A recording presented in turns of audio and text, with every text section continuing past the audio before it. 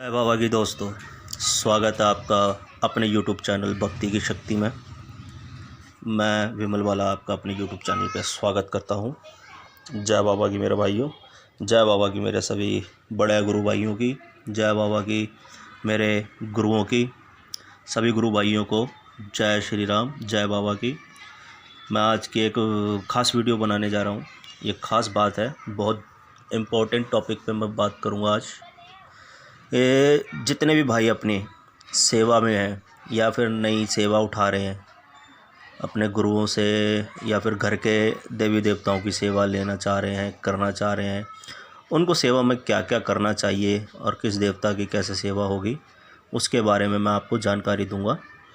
जी भाइयों, तो मैं सबसे पहले आपको बता दूं, आज की जनरेशन जो सेवा में बैठी है, नए नए बच्चे हैं, छोटे हैं, अभी नई नई सेवा शुरू कर रहे हैं। और सेवा शुरू कर तो देते हैं, लेकिन एक बहुत ख़ास चीज़ उनके साथ होती है जो अपने आप के अंदर उन्हें समझ नहीं आता। वो क्या है, वो ऐसा क्यों कर रहे हैं। देखो, जब भी हम किसी भी देवता की सेवा करते हैं, किसी भी देव की, तो देव अपने आप को जागृत करता है। धीरे धीरे धीरे धीरे धीरे धीरे उसकी पावर बननी शुरू होती है। तो ऐसे में क्या करना चाहिए, तो भाई ऐसे में देवता ना अपना बल, अपना पराक्रम, अपनी जो पावर होती है वो अपने गुरु में समाने लगता है। इससे दो फायदे हैं और दो नुकसान। फ़ायदे ये हैं, देखो, जब देवता रमने लगता है, देवता अपनी सेवा में खुश होता है, देवता आपको पावरफुल बनाता है, अपनी शक्ति का एहसास कराना शुरू कर देता है। और दूसरा, कोई भी भूत भला, कोई भी दिक्कत परेशानी आपके आसपास आपसे 100 मीटर दूरी, 1 किलोमीटर दूरी के अंदर अंदर कोई भी चीज़ आने नहीं देगा। ये तो हो गई फ़ायदे की बात। अब दो नुकसान की बात। जब गुरु से देवता की सेवा में बैठा होता है, उसका पहला काम अपने आप को शांत रखने का है। सबसे पहले अपने आप को शांत रखो सेवा के बीच में, ताकि देवता को आप समझ सको और देवता आपको समझ सके। देवता का काम है आपको गुस्सा दिलाना, आपको भड़काना, आपको उकसाना, ताकि ये सेवा तोड़ दे। ठीक है भाई। तो अपने आप को कभी भी सेवा करते समय गुस्से में ना लाएं। अपने गुस्से पे कंट्रोल रखना बहुत ज़रूरी है। कई बार होता है, कहीं हम बैठे हैं, अखाड़े में बैठे हैं, किसी देवता को बुलाया जा रहा है, किसी और पे बुलवाया जा रहा है, और हमें अपने देवता पे कंट्रोल नहीं होता, तो देवता हमारे शीश पे आ जाता है। वहाँ पर क्या है कि गुरु तो सीख रहा है, वो तो अभी चेला है, अभी सीख रहा है, शिक्षा ले रहा अपनी। मैं कह रहा था कि भाई साहब, लड़का तो अभी सीख रहा है, नया नया है, ऐसे में देवता अपने गुरु को फंसा सकता है कि भाई सेवा में बैठे हैं, सामने पे किसी और पे चीज़ बुलवाई जा रही है और आपके ऊपर देवता आ जाए। ऐसे में देवता दो काम करता है, या तो पार कर जाता है या फिर मझधार में फंसा देता है।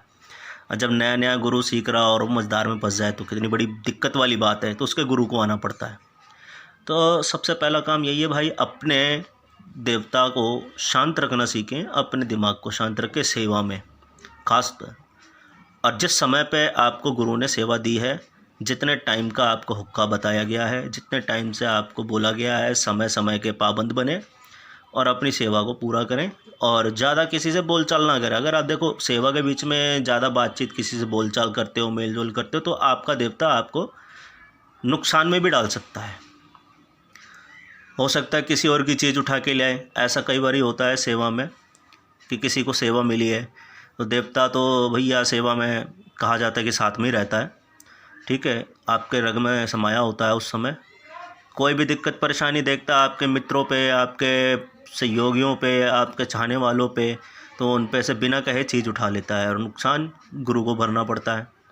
तो इस चीज़ का ध्यान रखें, ठीक है। बाकी एक और ख़ास बात बताऊं भाई, सेवा में क्या होता है, जब कोई नई नई सेवा कर लेता है, पहली सेवा, दूसरी सेवा, उसके अंदर एक अलग सा व्यवहार जाग जाता, अलग ही एक एटीट्यूड कह लो, या फिर पावर का वो घमंड कह लो, कुछ भी अपने आप को मान सकते हैं भैया। एटीट्यूड कहूँगा मैं तो, घमंड की तो कोई बात नहीं। देवता पे घमंड करना चाहिए, घमंड रखो देवता पे, लेकिन इतना भी नहीं कि हम खुद फंस जाएं। अपने देव पे घमंड होना बहुत ज़रूरी है, अच्छी बात है, भरोसा है हमारा देवता हमें फंसने नहीं देगा कहीं पे, ठीक है। लेकिन उसका ना गलत फ़ायदा भी हो जाता है, गलत इस्तेमाल ना करें। आपको आपका देवता फंसा भी सकता है। कैसे? किसी के अखाड़े में आप गए, कहीं पे देख रहे हैं आप अखाड़ा चल रहा है, आपने भुजा देख ली, सब कुछ देख के बता दिया। अब सामने वाले की उम्मीद ये होगी कि आपसे आप कुछ कर दें उसके लिए। ऐसे में आपने बताया तो बहुत अच्छा है, और उसको उम्मीद भी है कि आप कर सकते हैं। आप अगर करने बैठेंगे तो आप एक चीज़ देखना भूल जाते हैं। क्या? आपने रोग देखा, इलाज क्या चीज़ है, ठीक है, तो आप उस तरीके से काम शुरू कर देते हैं। सबसे मेन चीज़ क्या है, आप जो भी रोग देखते हैं, कोई भी चीज़ हो, चाहे मरघट की हो, चाहे देव की हो, चाहे देवान में से कोई, चाहे घर का देव हो, चाहे भूत बिहार कहीं का कुछ भी हो, सबसे पहला क्या देखा जाता है कि भाई इसको पावर कहाँ से मिल रही है, इसकी जड़ कहाँ है, कितने साल से है, तो इसको रोकने वाला कोई क्यों नहीं। अगर कोई चीज़ 10 साल से है तो ये 10 साल से बैठी कैसे है, इसको किसी ने हटाया क्यों नहीं, किसी से हटी क्यों नहीं, ठीक है। तो उसकी सबसे पहले जड़ देखिए, वो जड़ कहाँ पे है, उसको पावर कौन दे रहा है, और उस चीज़ को हटाना है तो सबसे पहले उस जड़ को ख़त्म कीजिए, तब वो चीज़ अपने आप कमज़ोर हो जाएगी। तो अभी तक मैंने कई नए बच्चे जो सेवा ले रहे हैं, चल रही है जिनकी, कई बच्चे हैं, कईयों को शिष्य हैं, देखे हैं, मिले भी हैं। उम्र कम है, नई नई उम्र में जोश में सेवा चल रही है। आजकल सेवा का बहुत ज़्यादा क्रेज़ है, अपने देवी देवताओं को मना रहे हैं सभी बच्चे, अच्छी बात है, करना चाहिए। लेकिन वो एक यही कमी है सब में, जो अपने आप को किसी से भी बड़ा मान लेते हैं कि मेरा देव बड़ा, दूसरा कहता मेरा देव बड़ा, होड़ में मचे हुए हैं।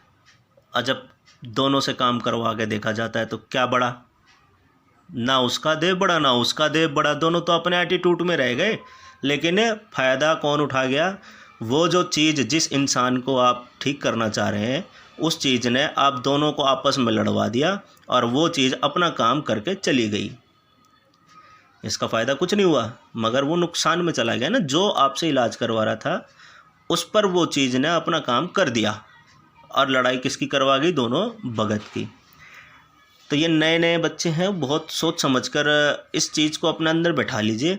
आपको अपने आप में कभी भी ये ना सोचे कि मैंने बहुत कुछ सीख लिया है, कभी भी नहीं। क्योंकि देखिए, जितना छोटा बन के रहेंगे ना, उतना ही लंबे चलेंगे। इस चीज़ का, इस भक्ताई का उसूल है, जितने शांत और जितने छोटे बन के रहेंगे उतने समय तक टिके रहेंगे।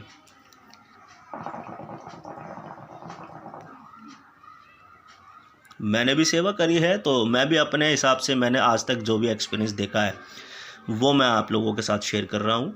मैं कम से कम 10 साल से ज़्यादा ही हो गए, 2011 से लगा हुआ हूँ। तो दोस्तों, आप लोग सेवा कीजिए, अपने देवी देवताओं को मनाइए और अपने देवताओं के ही रहिए। अपने सबसे पहले अपने देवी देवताओं को ही मानिए, बाद में किसी को मानिए, लेकिन अपने ज्ञान से बढ़कर किसी से भी बैर ना ले, क्योंकि ये सब चीज़ें ना कभी भी किसी की सगी नहीं होती हैं। देवताओं को अपने वचन बंद में रखिए, अपने वचन के हिसाब से ही चलिए। जो आज वचन आपने दिए हुए हैं, आप उन्हीं वचनों में देवताओं को रखिए। आपका देवता आपकी एक आवाज़ में काम भी करेगा, और अगर आपने कोई वचन खराब किया तो देवता आपसे बिना पूछे आपका अहित भी कर देगा, आपका नुकसान भी कर देगा। तो दोस्तों, आपको मेरी ये जानकारी अच्छी लगी हो तो प्लीज़ मेरे चैनल को सब्सक्राइब करना, शेयर करना, और कमेंट में जय बाबा की ज़रूर लिखना, ठीक है। और अगर किसी को मुझसे बात करनी हो तो मैं अपना नंबर डिस्क्रिप्शन में दे दूँगा, आप मुझसे जानकारी ले सकते हैं। जय बाबा की, जय श्री राम, जय बाबा वीर बुलाकी की।